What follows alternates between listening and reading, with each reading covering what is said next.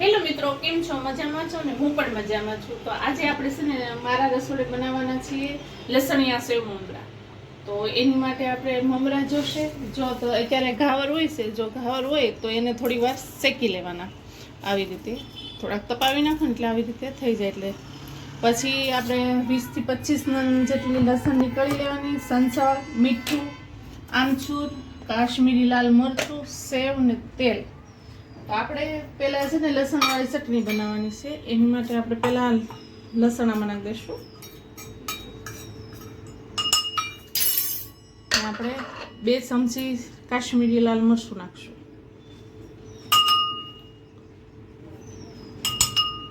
હવે આને આપણે ખાંડી લઈશું. આપણી લસણની ચટણી તૈયાર છે. જો આવી રાખવાની લસણની ચટણી. હવે આપણે તેલ મૂકીશું.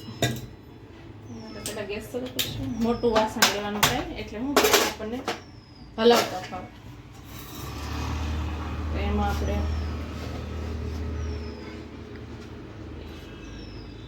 ત્રણ થી 4 પાવડા તેલ નાખીશું. આપણે શું છે કે મમરાની એક કોથળી લેવા હતા. અમે એક કોથળી મમરા છે તો એમાં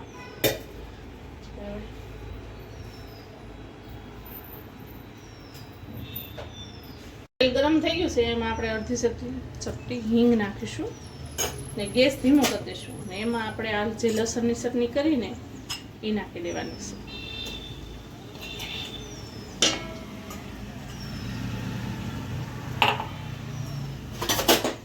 એને ધીમા ગેસે આપણે હલાવવાની. નકર પછી શું છે કે આપણે લસણની ચટણી બળી જશે.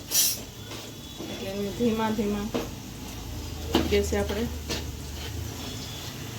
એકદમ બહાર જેવો ટેસ્ટ આવે છે. તમે એકવાર ઘરે બનાવજો, તમે બહારનું લાવવાનું ભૂલી જશો. એવા મસ્ત બને છે. એકદમ ટેસ્ટ બહારના જેવો જ આવે છે.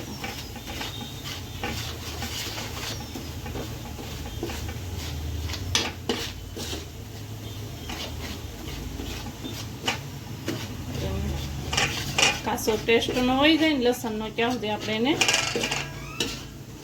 હલાવવાનું ને થોડી વાર એને હલાવીને તો કાસ્ટો ટેસ્ટ વયો જાય ને એકદમ કલર સારો હોય. કાશ્મીરી મરચું નાખો ને થોડું તીખું નાખો તોય હાલે. પણ મારે તો શું છે 2 છોકરાઓ ખાય એટલે અમે કાશ્મીરી મરચું જ નાખીએ.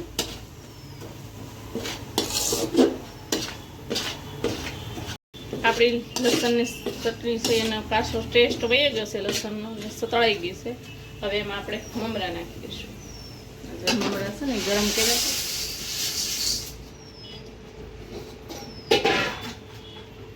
મમરા આપણે બધા નાખશું.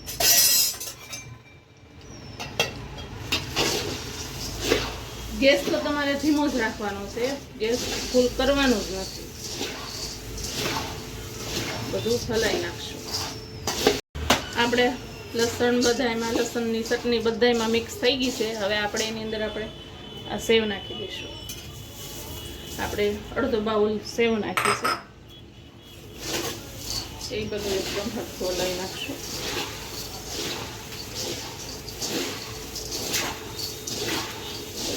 હલાવીને હવે આની અંદર આપણે હંચળ પાવડર નાખી દઈશું. 1 ચમચી જેટલો હંચળ પાવડર છે ને અડધી ચમચી જેટલું આપણે મીઠું લઈશું ને 1 ચમચી આમચૂર પાવડર છે. આપણે એ નાખી દઈશું. આમચૂરથી ખાટો મીઠો ટેસ્ટ આવે. બધું આપણે હલાવી નાખીશું. લાગે છે ને એકદમ બહાર જેવા મમરા. એકદમ બધું આપણે મિક્સ કરી નાખીશું.